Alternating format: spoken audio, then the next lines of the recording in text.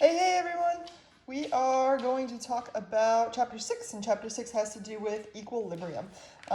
This should mostly be a review from Gen Chem 2, I believe, but I'm going to, hopefully maybe it will pull some things together that you hadn't thought about before. Sometimes when you see it a second time, it's easier to suddenly understand why you learned it the first time.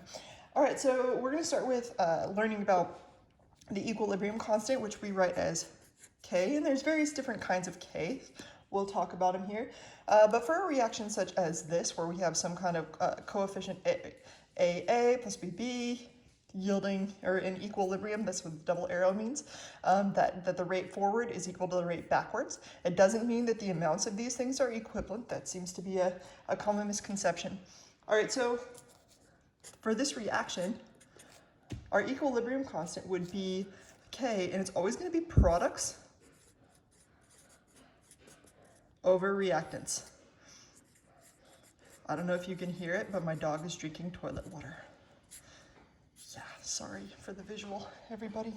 Okay, so products over reactants. So we're going to take this C, so the concentration of product C, and then we raise it to its coefficient little c, times the coefficient, or times the product D to its coefficient D, over A to the A power times B to the little b power. And that will give us our equilibrium constant. And essentially what it tells us is relative ratios of products compared to reactants. So let's talk about what that means here. And before we do, what happens if, for example, let's say we have a number like 1 over 2. And if this bottom number continually gets bigger, 1 over 3, 1 over 4, 1 over 5, 1 over 6. So as the bottom number goes up, what happens to the overall value of the number? Well, it gets smaller. 1/6 is a lot smaller than 1/2. So as we increase the bottom part, the number gets smaller. So what does that tell you? Well, remember that the bottom part is the reactants, right? So if we have a high amount of reactants, our K is going to be small. And what that means is that stuff isn't reacting as much, as opposed to the opposite, where if we did like 2 over 1, 3 over 1, 4 over 1, which is really just 2, 3, 4, etc., 5 over 1, and 6 over 1, the number gets bigger. So what that's telling you is if you have a big K, large K, that tells you there's lots of product. And again, that's because this number would have to be getting bigger and bigger and bigger, and this number is related to the products. As if we have a small K, we have lots of reactants. And you can kind of intuitively guess that if you have a big K, that means it's going to want to react. It's going to go towards the right, and we'll talk about other ways to determine that as well. All right, so we also probably want to remind ourselves how we can manipulate equilibrium constants. Let me see if I gave an example problem. I don't think I did. No. Okay, so we can also manipulate the equilibrium constant. So let me give you an example. If we have, for example, I don't know, some reaction, A plus BB in equilibrium with CC, we can, and let's say that this gives us a equilibrium constant of K, we can reverse this reaction and say, hey, CC is in equilibrium with BB plus A. And if we reverse the reaction, now our K, the K prime, our new K, is actually equal to 1 over the original K. So if you flip it, you just put a 1 over it, and that will be your value for K. All right, so let me do an example problem here.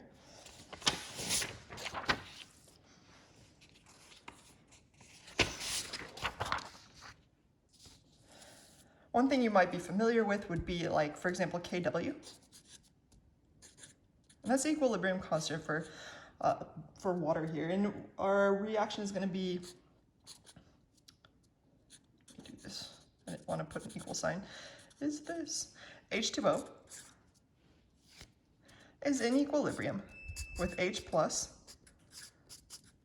and OH minus. And in this particular reaction, our K is equal, we call it KW because it's water, is equal to 1.0 times 10 to the negative 14, which is also equal, and this is at, I should put this is at 25 degrees Celsius, and we'll talk more about why that is. And this is also equal to products over reactants, right? But one thing to keep in mind, things that we don't put in the equilibrium equation, things not in equilibrium,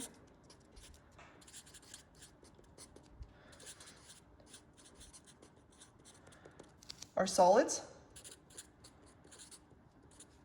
pure liquids, and solvents.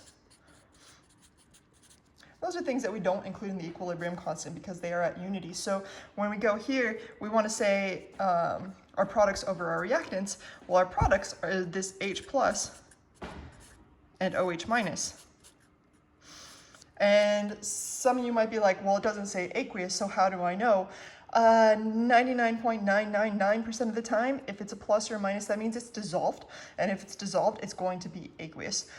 So anytime you have an ion like this, we're going to go ahead and just assume it's aqueous. I believe your book does the exact same thing, which was kind of refreshing because I've done that forever, and now your book kind of does the same thing. But it will tell you, and it did tell you, that this is water liquid. So when we go to put our products over our reactants, we don't have any reactants because this is unity. All right, so our KW is this. Let's say you have a question that's something like this. Given that what you know about water, where we have water and our K is equal to 1.0 times 10 to the negative 14. And let's say you have another reaction that's like ammonia reacting with water, or dissolved in water, becoming ammonium hydroxide. So essentially it's just ionizing. And in fact, normally you'll see ammonia in water written as ammonium hydroxide. This is ammonium, this is hydroxide. So I remember being in Gen Chem looking all over for the ammonia in water when it was labeled as ammonium hydroxide because it's in equilibrium with it. All right, so and this has a K of 1.8 times 10 to the negative fifth, telling you, hey, it's a small number, there's more products, or there's no more reactants than there are products. All right, and what if I said, given this information,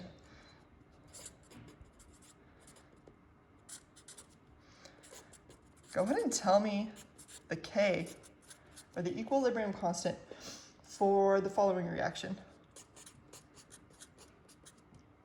NH4 plus, or ammonium, in equilibrium with NH3 plus H plus, which again we just assume is aqueous. Well, that might look a little scary at first until you look and see that everything we need, ammonium is right there, NH3 is right there, and H plus is right there. Everything we need is in these two equations. So if you remember back in maybe Gen Chem 1, you actually did some flipping and manipulating equations using what's called Hess's law to figure out an overall equation, and you added them up. We're going to do the same thing. So here's what I like to do. I like to look at what we have on the correct side, and then kind of compare and see where we're at. For example, this NH4 plus, this ammonium, is on the reactant side. But over here, it's on the product side, right? So that's telling me, hey, I'm probably going to have to flip this equation. NH3 over here is on the product side, but over here, it's on the reactant side. So that tells me we're probably still going to have to flip this one equation. And last but not least, we got H plus here. It's on the product side, and hey, it's also on the product side. So we don't have to do anything to this water reaction. It's looking okay. This reaction, it looks like we're going to have to flip. So let's go ahead and do that. Here we have NH4 plus plus OH minus, again, I'm just flipping this reaction, in equilibrium. Something's done. I don't know if you guys could hear that little tune. Plus NH3 aqueous, plus water. And anytime we flip a reaction, remember what we do with the K. Now it's no longer K, it's 1 over that original K. So our K now, our K prime I'll call it, is equal to 1 over 1.8 times 10 to the negative 5. This equation no longer exists. We flipped it around. And now when you add this one plus this one, let me go ahead and make it very, very clear, because I want you not to be confused with my horrible writing here.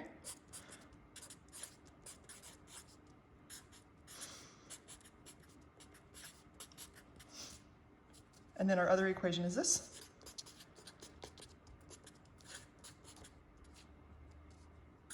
I like to line up the arrows.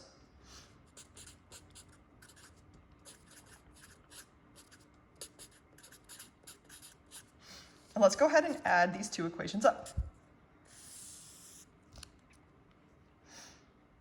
When we do this, you'll find that water is on both sides, right? So water is a reactant and also a product. That means it cancels. OH minus, the same thing. It's on the left, it's also on the right, so it cancels. And all we are left with is this NH4 plus in equilibrium with NH3, which is aqueous, and the H plus. And I believe that's the reaction we were looking for. So we flipped everything around. Now to find the K for this reaction, in Hess's law, you added up the enthalpy. But when we're talking about K, we're actually going to be multiplying. It's going to be a product of them. So our K here, our new one, is going for, and I'll just write K of the NH4, is going to be equal to 1.0 times 10 to the negative 14 times 1 divided by 1.8 times 10 to the negative 5. If you calculate this out, you should get that it's 5.6 times 10 to the negative 10.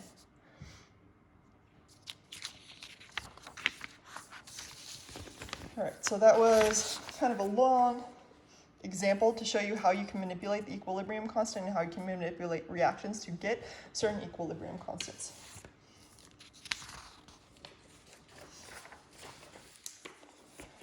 Okay, so I think that was pretty rad that we were able to figure out a reaction we didn't know anything about using a couple of reactions that we did know something about.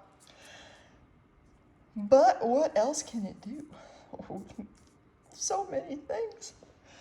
All right, so in order to understand all the things that equilibrium can help tell us, it also helps to kind of remember all these different variables that we discussed in earlier chemistries.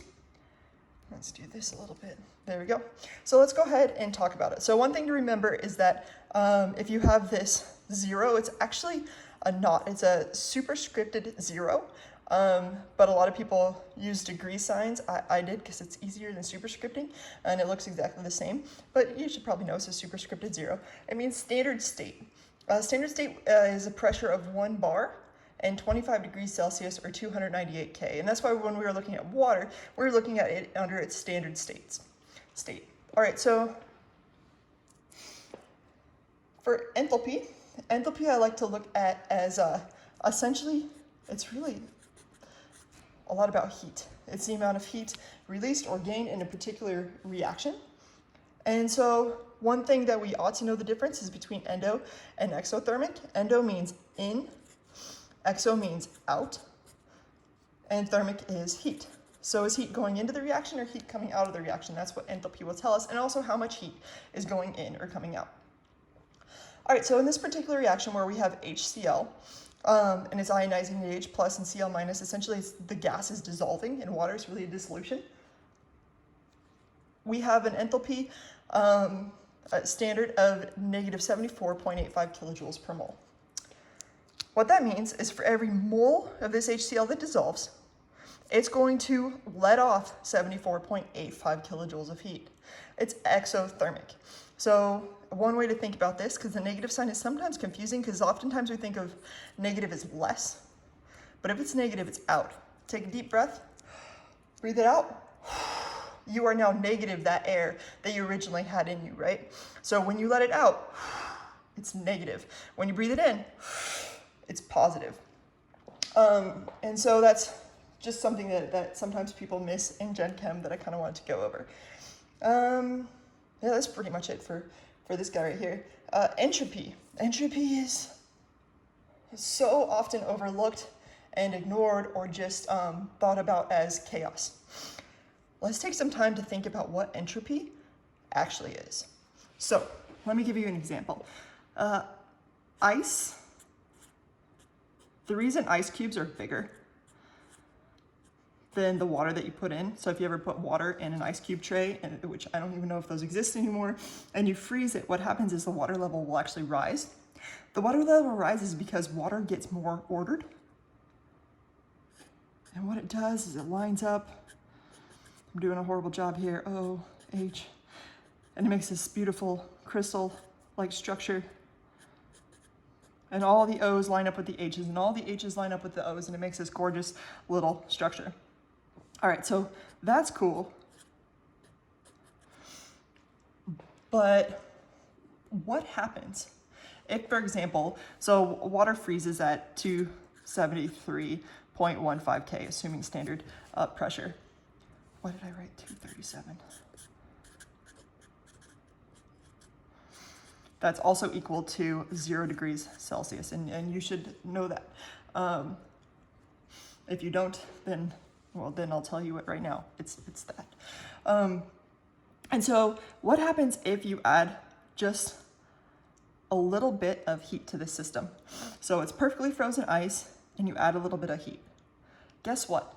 The temperature, depending on how much heat you have, will actually remain at 273.15 K. So where does that heat go? Well, it starts breaking these little forces that are holding these together. So it starts breaking these little forces holding these molecules together, and the molecules start wiggling. They get so excited, just like when you're all warmed up, you're all excited and you're moving around. And that's exactly what happens. These guys start to wiggle. I don't know why it made me think of the Wiggle song. Wiggle, wiggle, wiggle, wiggle, yeah. Wiggle, wiggle. So that's what they're doing. They're like wiggling, wiggling, wiggling, and eventually they're breaking apart from each other. And what happens when something starts breaking apart, a solid starts breaking apart from another solid molecule, is they form a liquid. So when these are no longer bound by the forces holding them together, they're free to move around. And that's exactly what happens. Now you have more chaos, right? You got like water over here and water over here, and they're like, I don't care about what you're doing. There's still hydrogen bonding, but it's less in effect. And they're just wiggling and wiggling and wiggling and wiggling. And they can move around each other now, and that's what allows liquid to get into nooks and crannies, and that's what allows a liquid to have variable shape. All right, so, but again, the temperature is exactly the same. So even though you added heat to this system, the temperature stayed the same. But all the heat went into the movement and the motions of the molecules, which allowed them to break apart. That's entropy. Entropy is the amount in a reversible reaction. So water, you could reverse it. You could take this and freeze it. I don't know why I'm doing this. Delta S in a reversible reaction is equal to the heat of that reversible reaction divided by the temperature. So the amount of heat that the molecules absorbed at a particular temperature. So if you add heat to a system, the temperature doesn't change. The reason is it's going into the motion of the molecules, and that's entropy. All right, so if you have something that has a positive S, that means that products have more entropy than the reactants. So here you added heat to this, right? It's more entropy now when it went from a solid to liquid. And this would be, you could write this reaction.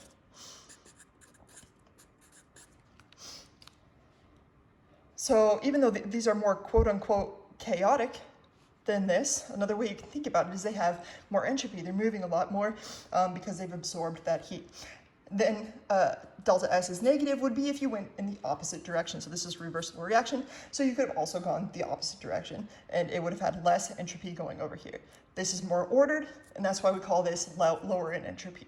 This is less ordered. It's all blah, all over the place. And if you go to a gas, obviously you're even more disordered. All right. What did I want to do next? Okay, so let's do this example here. You have sodium chloride table salt, right? If you take table salt and you dissolve it in water, so you take table salt, which is all happy being Na plus, Cl minus, Na plus, Cl minus, it's all happy in this little box that it's in, and you throw it into water. All of a sudden, water comes in and it kind of adds to these guys and essentially helps separate them. Now, the reason I didn't go in, I could spend an hour talking about how water dissolves stuff, and we're going to in about 2 more lectures, I think. So I won't spend too much time right there right now. But essentially these guys break apart. There's enough energy there, and it's gone into the motion of the molecules of these guys breaking apart from each other. And now they're all dissolved in water, and they're like, hey, I'm over here. And chloride's like, what up, sodium? I'm way over here. And they're nowhere near each other, and they're just moving around. In other words, they got more chaotic. They gained a certain amount of entropy.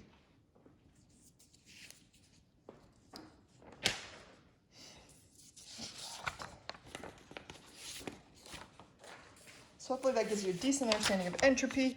Now we can talk about free energy. And all free energy is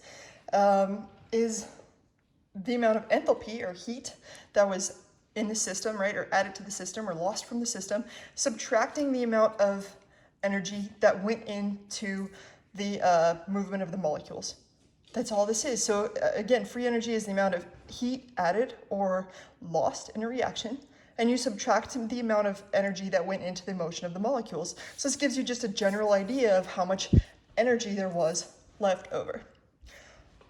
All right, so for the HCl solubility equation above, that were in a previous page, and let me go ahead and write it out for you again. We had HCl as a gas, dissolving, and if you remember, it let out heat in this reaction. So this would have actually been a warmer, it would have gotten warmer. And you would have felt it, it's exothermic. So in the same thing, here we go from a gas to dissolve stuff. And our entropy here is negative. I just realized I did this, negative 130.4, because we went from a gas to something that's more ordered. We should expect it to be negative. So glad we talked about it. Otherwise, I might not have even caught it. All right, so, and then it asked for the standard free energy. Again, this was a standard, and this is also a standard. So all these were happening at 1 bar and at 25 degrees Celsius. In other words, 298 K. Okay, so let's go ahead and calculate the free energy from this and see what happens. So our free energy, delta G, is equal to our delta H for the reaction. Our delta H is negative 74.85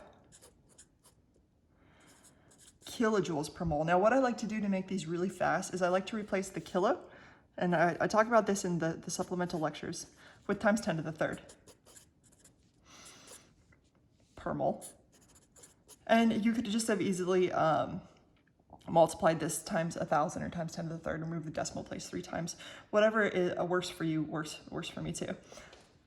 Minus T delta S. Well, again, this is in standard state. So our T is going to be 25 degrees Celsius, and we want to put this into Kelvin, which is 298.15 Kelvin.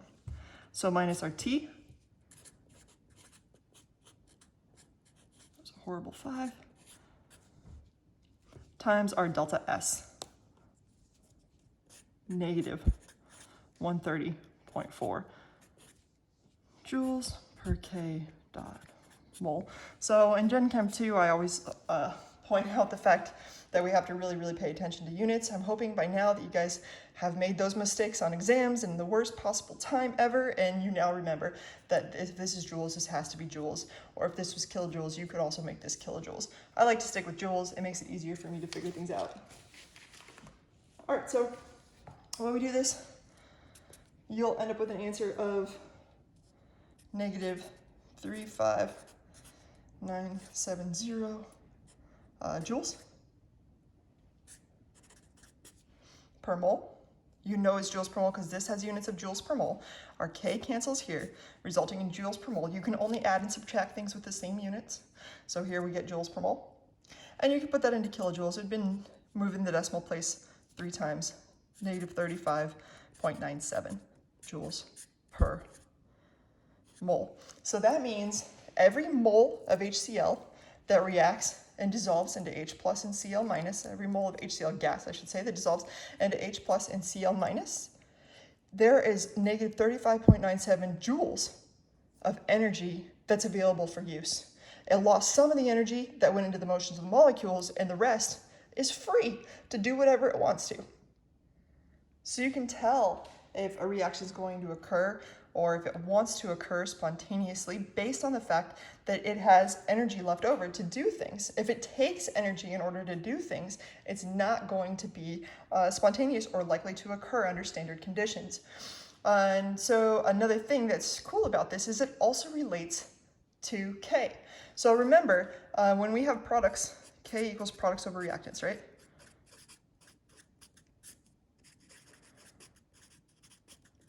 And we have a lot of products compared to our reactants, our K is going to be big.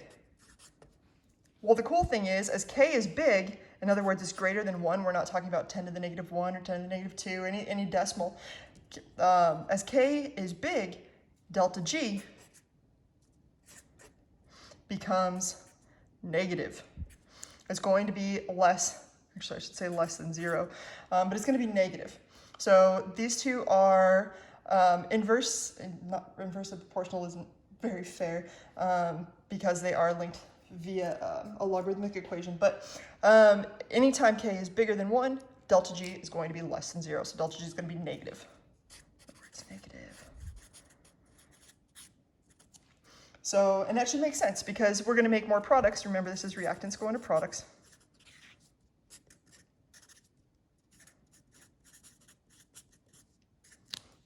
We're going to have more products than we have reactants when the K is greater than 1. Well, if you have more products, that means it's energetically favorable, that it's going to want to happen. So we're going to be not requiring energy, but instead releasing energy, and that because things are always trying to go to a lower energetic state. Okay, so let's go ahead and see if we can calculate K just as an example for the HCl reaction. Here we have this equation right here, where K equals E to the negative delta G over RT, where R is the gas constant, 8.314 joules per mole K. And I'll write it out for you. R equals. And if you want a refresher on gas constants or gases, holler at me and I'll send you a couple lectures. All right, so our K then is going to be E to the negative free energy. We already calculated the negative free energy. That was negative 35.97 joules per mole. And you'd want this to be in joules because your R is in joules, divided by 8.314 joules per mole K.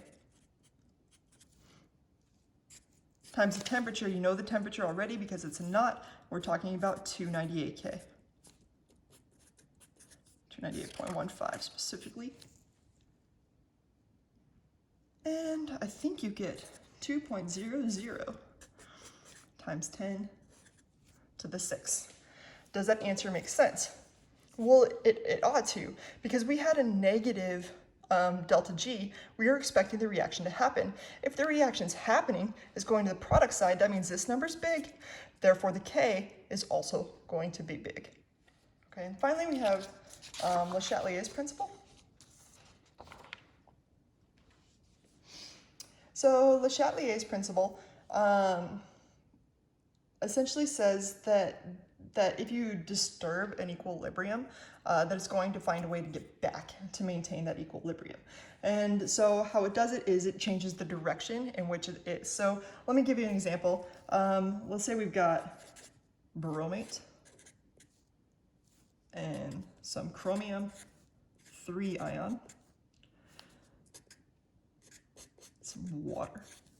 And we have this in equilibrium with bromide, dichromate. If you don't know any of these names, you should. I think I left a naming thing, a naming lecture. If I don't have a naming lecture, let me know and I'm happy to give you one. And 8 hydrogen ions. Okay, so essentially Le Chatelier's is pretty straightforward. I think most people intuitively understand it.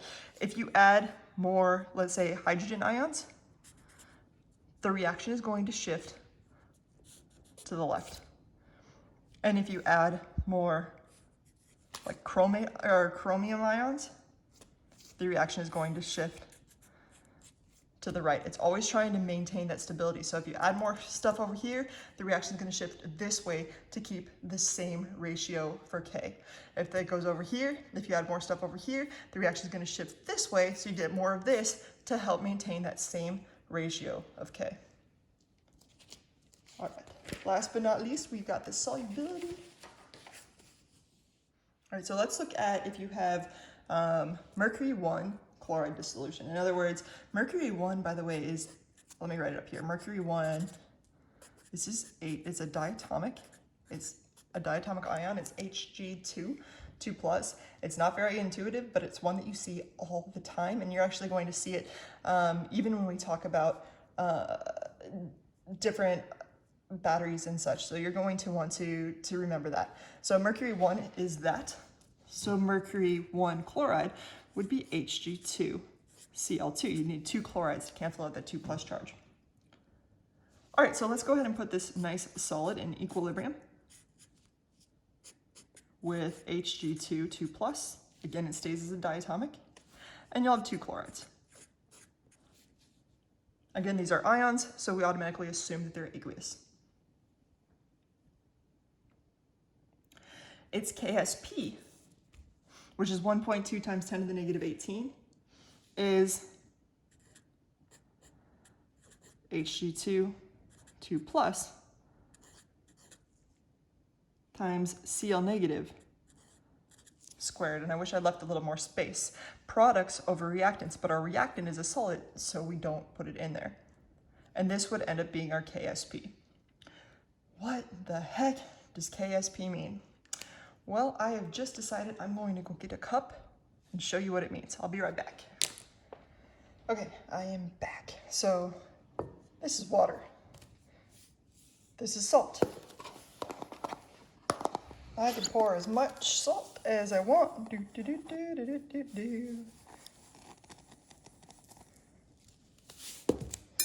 And stir it around. So the KSP for sodium chloride is huge. It's a positive number. Well, I guess they're all positive, but it's greater than 1. It's like 37 or something.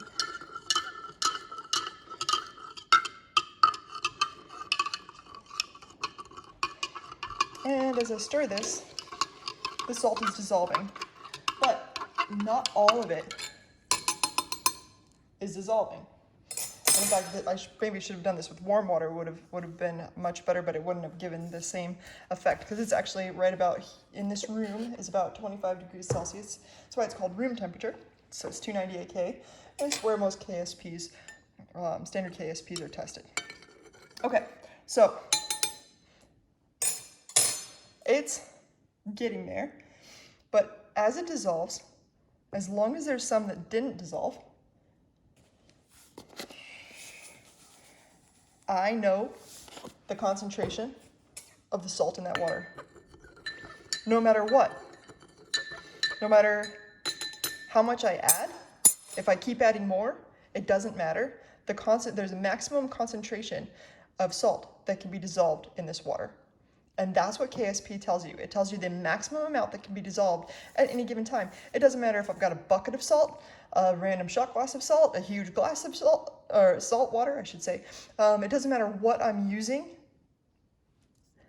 No matter what, the concentration is always going to be the same at a particular temperature.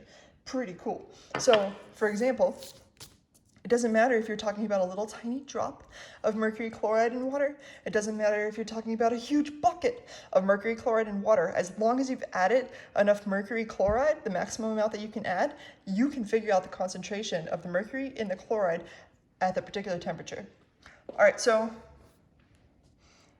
I guess we can go ahead and do it real quick if you want to. So let's say I wanted to know, let's go crazy and say, oh, I have a question, yay, me. Okay, so what is the concentration of mercury 1 in equilibrium with 0.10 mole per liter of chloride? All right, so in other words, you have Hg2, Cl2, and it's, again, dissolving into Hg2, 2 plus, and 2Cl minus, but there's a caveat, and that is that there's already 0.10 mole per liter of chloride. So our initial that we're starting with is 0.10 mole per liter of this. Our question is, hey, how much of this is there? So there's a few different ways that we go thinking through this. I prefer, rather than going through a whole bunch of steps, to just logically think through it. This is a really small number, 10 to the negative 18.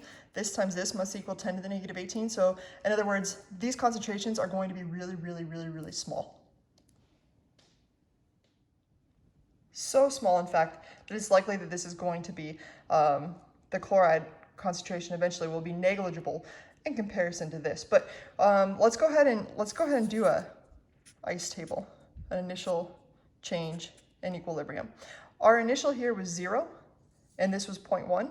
Our change, well, as this stuff dissolves, we're going to get some kind of plus x, and here we're also going to get plus x. And at equilibrium, we'll have x and 0.10 plus x. Again, this is super duper small. This is going to be a very small amount, and so we're eventually going to say that this is negligible, so much smaller than this 0.10. All right, and let's go ahead and set it up. So our KSP, again, is equal to our mercury 1 concentration times our chloride concentration. I started filling it in, whoops. Squared, which is equal to x times some 0.10.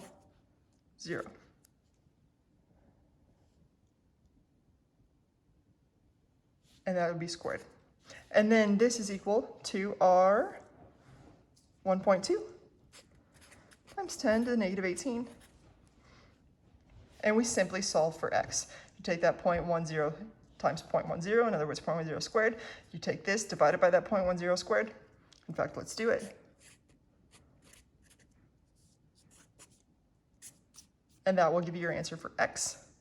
X is the amount of mercury 1 chloride in this situation. And you'll find it's equal to 1.2 times 10 to the negative 16 mole per liter. So anytime you've got mercury 1 chloride and you're going to dissolve it in water, it's sparingly soluble. I mean, it will just dissolve just a little bit, and you're going to dissolve it in water. You know, if there's 0.10 mole per liter of chloride in there, that you're only going to get this many mole per liter of mercury. It may not sound that cool, but like, take a second and think about the implications. Like, you can figure out the concentration of anything at any given time if you know the solubility product. So I think it's really, really cool, and I hope you do too. Okay, so now that I've convinced you that it's super duper cool, I will tell you it was all a lie. Suckers. All right, so, and the reason being, it gives us a really, really strong estimate, but there's a lot more involved in the solubility product, and so I'm going to talk about a couple of those things. One is hydrolysis. So it's not just, for example, the mercury 1 plus the chloride, the two chlorides. There's other things that happen. So ions are attracted to each other. You get positive is always going to be attracted to negative in some sort of way. And one of those examples would be for Mercury, 1, will be attracted to the oxygen, which has that two lone pairs of electrons of the water. And what's going to happen is it can actually pull away a hydroxide.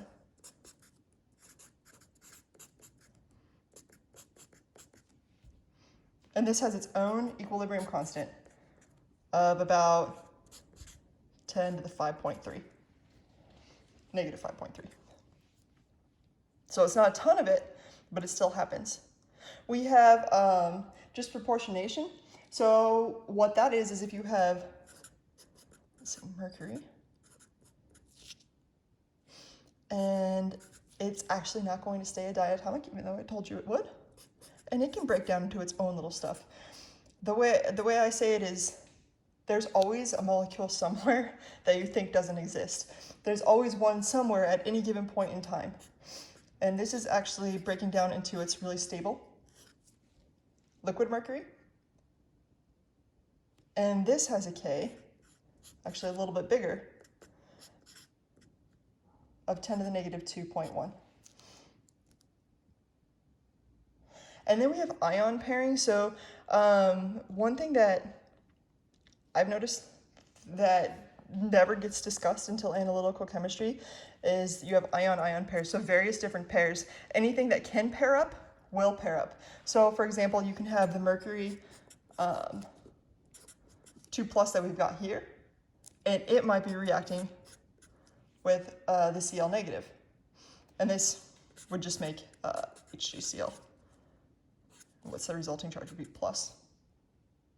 Or you can have that same thing and maybe it's reacting with the 2 Cl negative. And in this case, you'll get this guy, and this happens to be aqueous. It doesn't fall out of solution. All right, this one is like, let's see, the K equals about 10 to the 7.3. And this one, the K equals 10 to the 14.00. So just because you think, or just because we write that one single reaction is happening, we should remember that these are real world situations, and we use this as our best approximation of what's going on. But there's also lots of little things that are happening in the process.